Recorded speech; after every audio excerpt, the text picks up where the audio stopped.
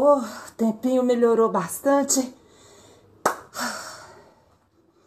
Bom ter vocês aqui e pegar o banquinho.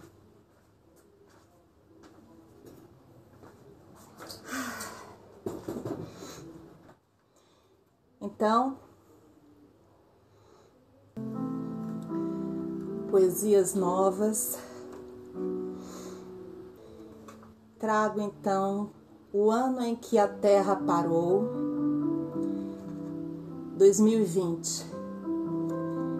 Editora Indie, me foi enviada por um poeta amigo, poeta caipira, e de Rita Arruda. Ela é natural de Painel, Santa Catarina, apaixonada pela natureza, fascinada pela lua, ler e escrever também, adora.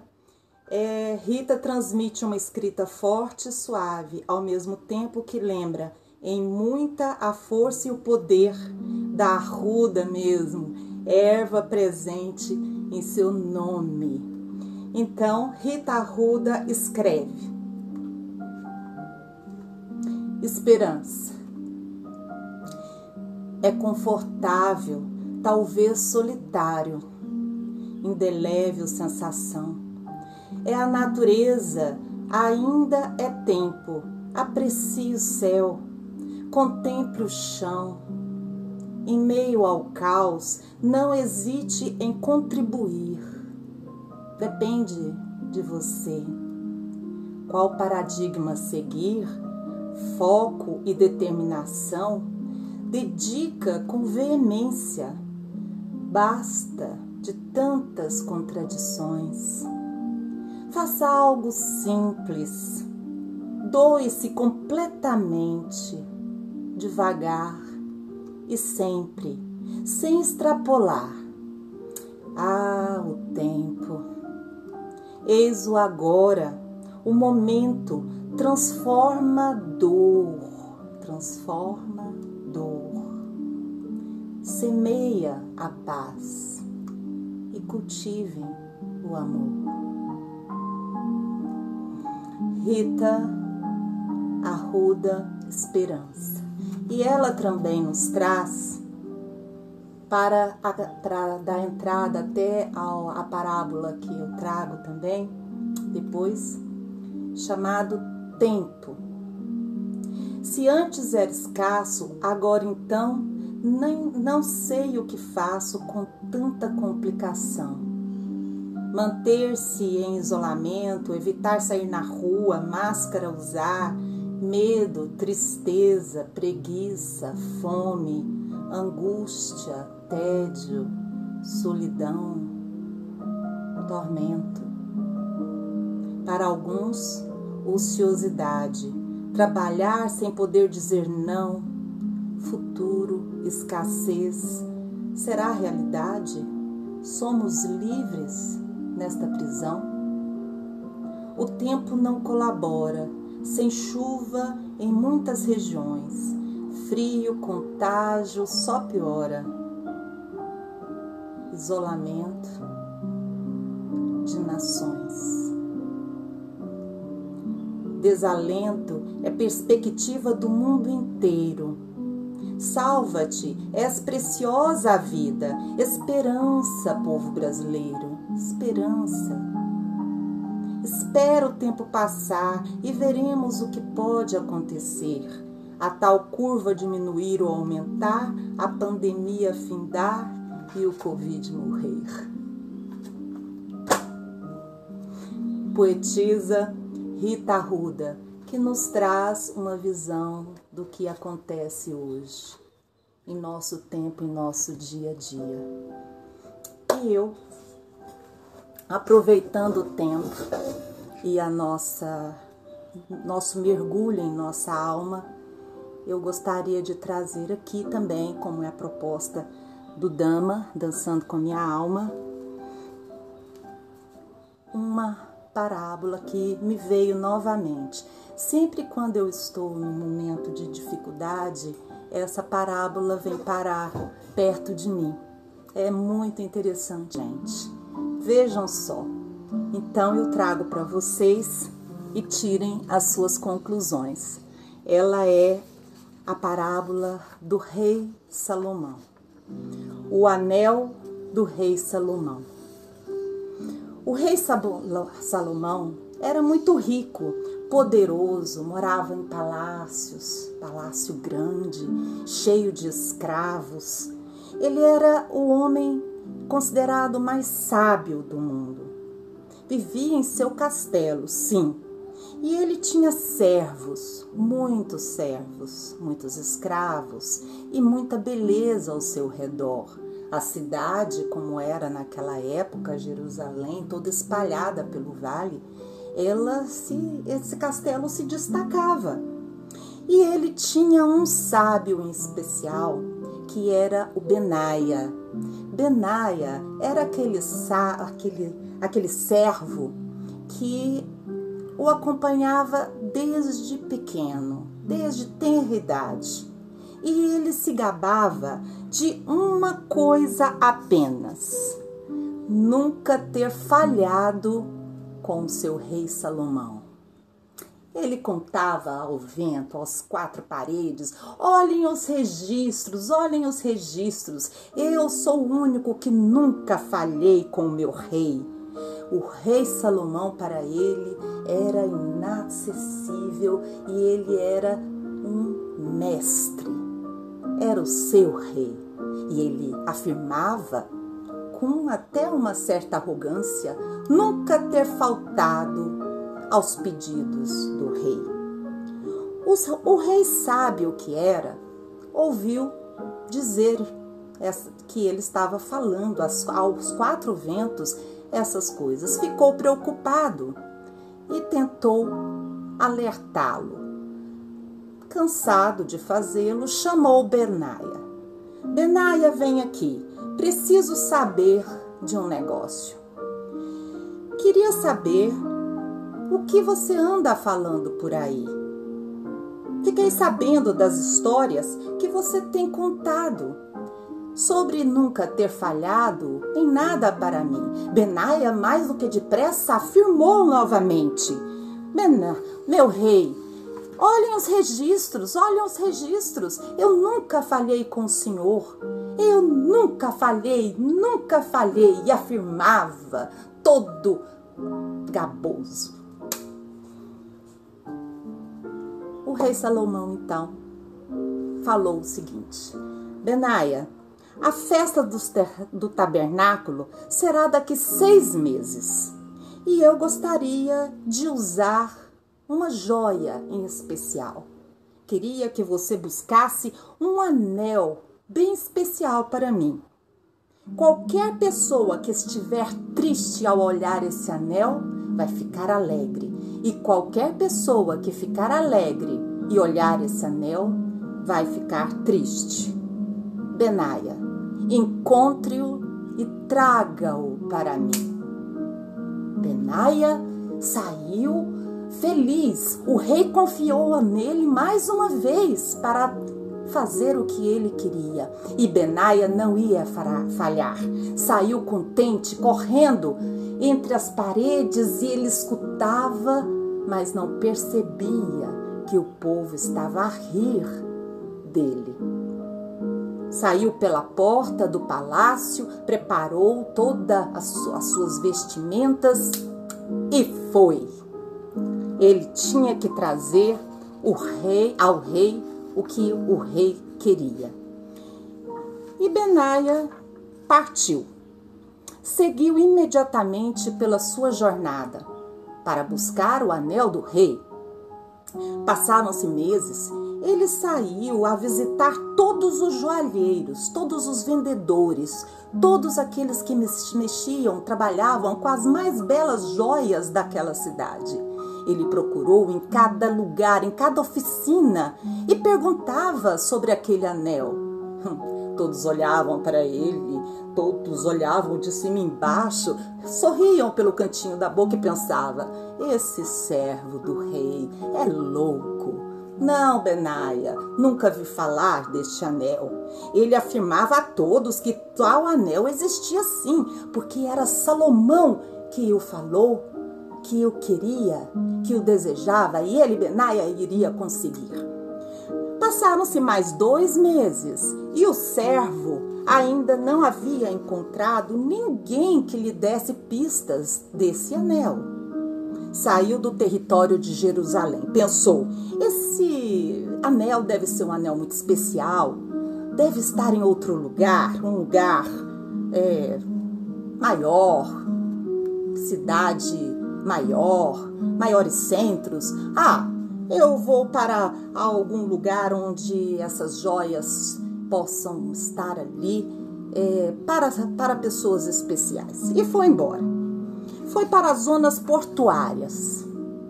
Quando chegou lá, todo lugar cheios de incenso, vendedores de todas as partes do mundo, e ele saía perguntando: meus senhores, nunca viram um anel assim? Quando uma pessoa olha para ele, essa pessoa que está triste fica alegre, e a pessoa alegre fica triste. Não conhecem este anel? Pagou para mercadores irem buscar fora daquela circunscrição, atravessaram o mar, voltaram e falaram para Benaia: não, Benaia, este anel não existe, não existe. Desista da sua procura. Benaia, perseverante, persistente, não queria acreditar. Mas ele não conseguia encontrar o tal anel misterioso. Ninguém lhe dava sequer uma esperança. Ele já estava até deprimido. Alguns ofereciam aquelas joias maravilhosas, deslumbrantes. Queriam que Benaia pagassem por elas. Mas Benaia olhava e sentia que não era aquela a joia do rei. Benaia, deprimido, quase desistindo, estava até resignado. Já estava próximo o dia combinado. Foi se hospedar ao redor de Jerusalém, voltando, já sem nenhuma esperança. Mas ele queria acreditar que algo iria acontecer. No meio da noite, quase amanhecendo, ele começou a fitar a janela e decidiu andar pela rua. Quem sabe, à luz da lua, ele iria conseguir o tal sonhado anel do rei. Andava cabisbaixo, sem rumo, deixou seus pés seguirem por si só. Benaia ficou muito triste porque ele andou a esmo e só o que via eram casas de pobre, casas quebradas, com tijolos à mostras. Aquela parte da cidade ele nunca tinha ouvido falar. Viu à sua frente, porém, sentado na calçada, em frente a uma oficina, meia porta ainda fechada. Todos estavam a fazer aquela mudança nas ruas, porque as festas iriam começar e eles precisavam, os mercadores, receber.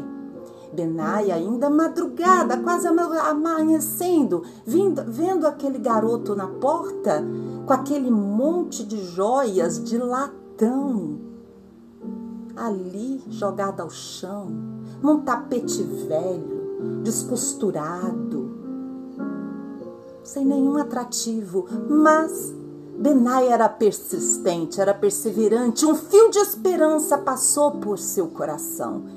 Ele chegou perto do garoto e perguntou: meu jovem, por favor, você não conhece um anel que quando uma pessoa está triste, ao vê-lo fica alegre, e quando está alegre, ao ver este anel, fica triste? Não tem nenhuma noção do que eu estou falando? Você conhece? O jovem olhou de cima embaixo para Benaia, olhou o seu casaco bem costurado, bordado, olhou com aquele olhar desconfiado e perguntou: senhor, tô vendo que o senhor não é daqui. Bem apessoado, elegante, E eu aqui maltrapilho, olha para os lados, olha onde o senhor está. O senhor vai sonhando.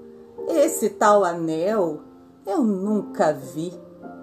Virou as costas, o menino olhou, até de rabo de olho estirado, pensou, um louco. Tá, Benaia ficou muito triste, cabisbaixo, quase deprimido, já com lágrimas nos olhos. Era a primeira vez que iria falhar com o seu rei Salomão. Um senhor que sai lá de dentro da oficina, que estava olhando a conversa do menino, chamou Benaia. Por favor, meu senhor, volte aqui. Benaia se assustou, voltou correndo. Era a esperança de Benaia que ainda estava amanhecendo dentro dele. Ele olhou para o senhor e perguntou: que foi, meu senhor, que foi? Estava vendo a conversa com o meu neto. Eu já conheço este anel. Benaia ficou feliz. Benaia quase se ajoelhou. Meu velho, me diga, eu pago qualquer coisa. Aonde está essa joia? O senhor, um velho com as rugas marcadas, um cabelo branco, que lhe diz aonde ele esteve nessa nossa estrada, foi até a banca do menino, aquela banca que só tinha joias de latão. O velho, com dificuldade, abaixou. Pegou o anel, o mais simples, um de cobre, feio, sem brilho nenhum. Tirou um canivete da algibeira e lá dentro escreveu 3 letras.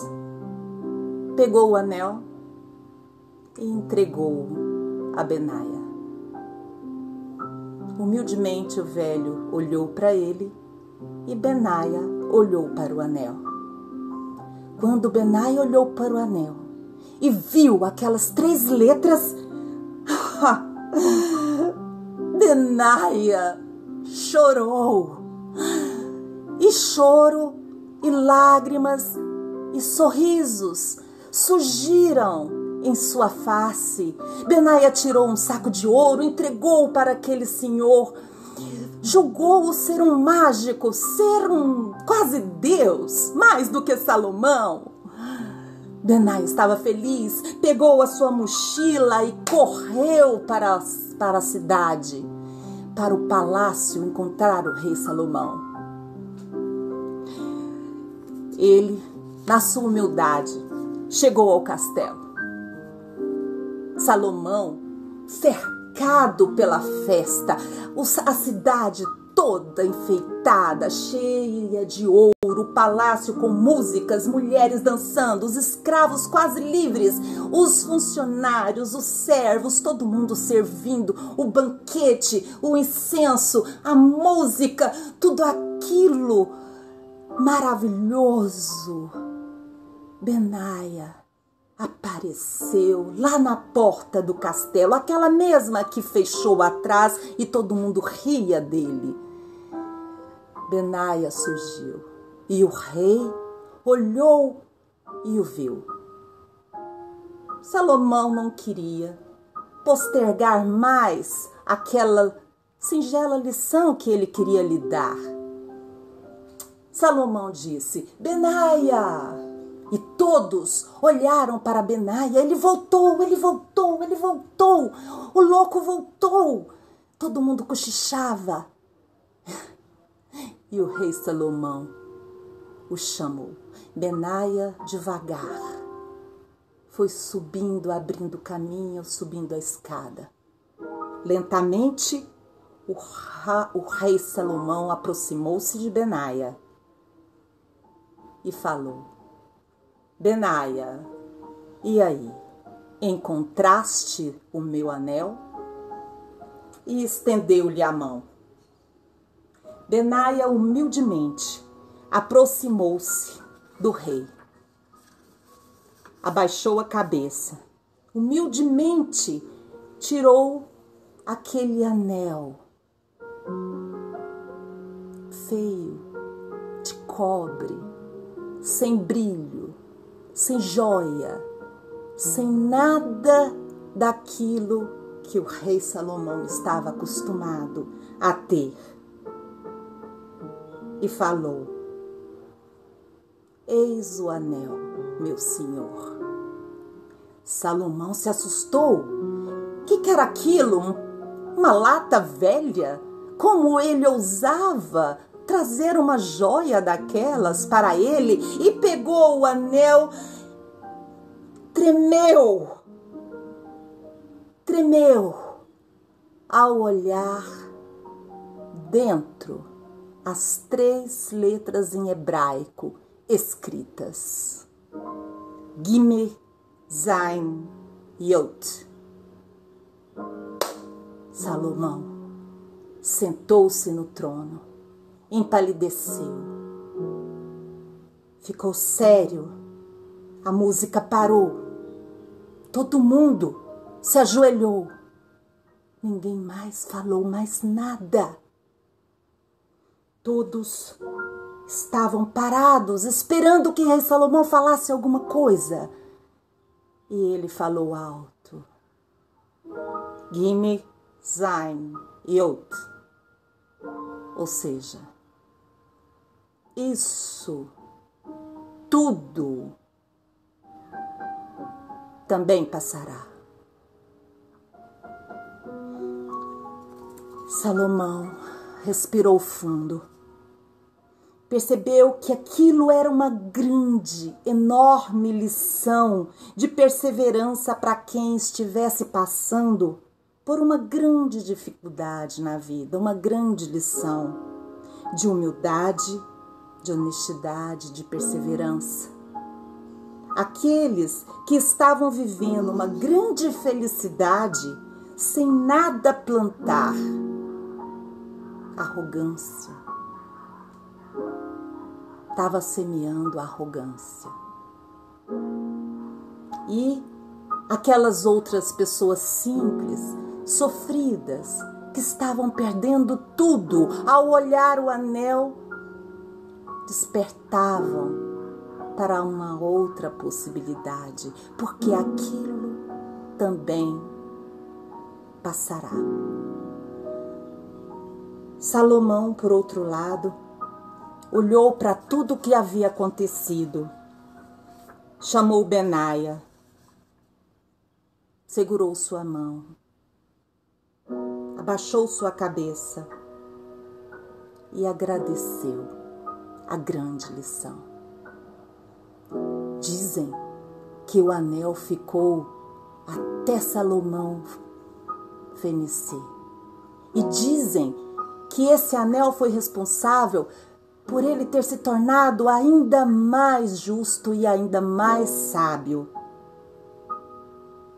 Ele, Salomão, passou.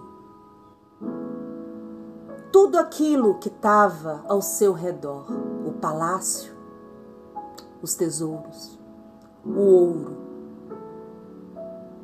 hoje é deserto, nada restou. E a única coisa que não passou, que ficou e que está até hoje entre nós, é esta história. E esta história nos alimenta a alma, porque ela nos lembra que tudo isso um dia passará. É o ciclo da vida.